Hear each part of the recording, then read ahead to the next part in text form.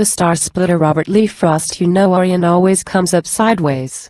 Throwing a leg up over our fence of mountains, and rising on his hands, he looks in on me busy outdoors by lantern light with something I should have done by daylight, and indeed, after the ground is frozen, I should have done before it froze, and a gust flings a handful of waste leaves at my smoky lantern chimney to make fun of my way of doing things, or else fun of Orion's having caught me.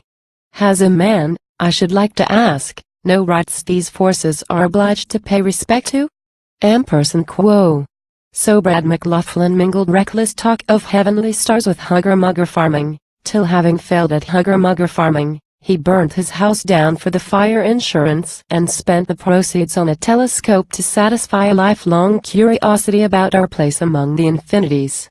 Ampersand quo. What do you want with one of those blame things? Ampersand quo.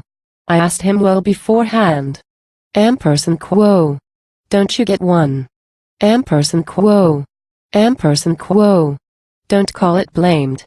There isn't anything more blameless in the sense of being less a weapon in our human fight. Ampersand quo. He said. Ampersand quo. I'll have one if I sell my farm to buy it. Ampersand quo. There where he moved the rocks to plow the ground and plowed between the rocks he couldn't move, few farms changed hands. So rather than spend years trying to sell his farm and then not selling, he burnt his house down for the fire insurance and bought the telescope with what it came to. He had been heard to say by several, Ampersand quo.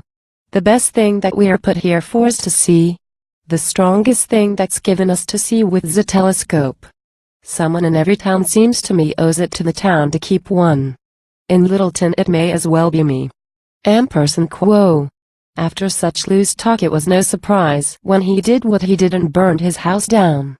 Mean laughter went about the town that day to let him know we weren't the least imposed on, and he could wait, we'd see to him tomorrow. But the first thing next morning we reflected if one by one we counted people out for the lease-in, it wouldn't take us long to get so we had no one left to live with. For to be social is to be forgiving. Our thief, the one who does our stealing from us, we don't cut off from coming to church suppers, but what we miss we go to him and ask for. He promptly gives it back, that is if still uneaten, unworn out, or undisposed of. It wouldn't do to be too hard on Brad about his telescope. Beyond the age of being given one's gift for Christmas, he had to take the best way he knew how to find himself in one. Well, all we said was he took a strange thing to be roguish over. Some sympathy was wasted on the house, a good old-timer dating back a long. But a house isn't sentient. The house didn't feel anything. And if it did, why not regard it as a sacrifice, and an old-fashioned sacrifice by fire, instead of a new-fashioned one at auction?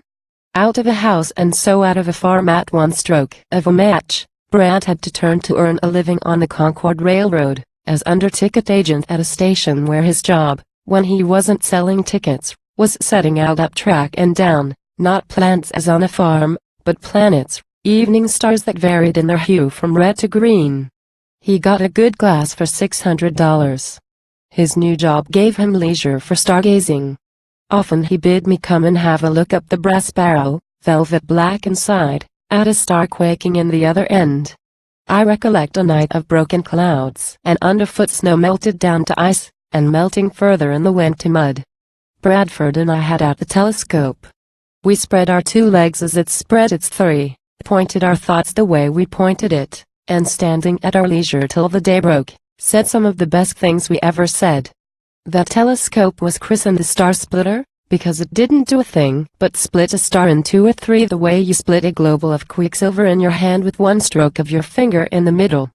It's a star splitter if there ever was one, and ought to do some good if splitting stars is a thing to be compared with splitting wood. We've looked and looked, but after all where are we?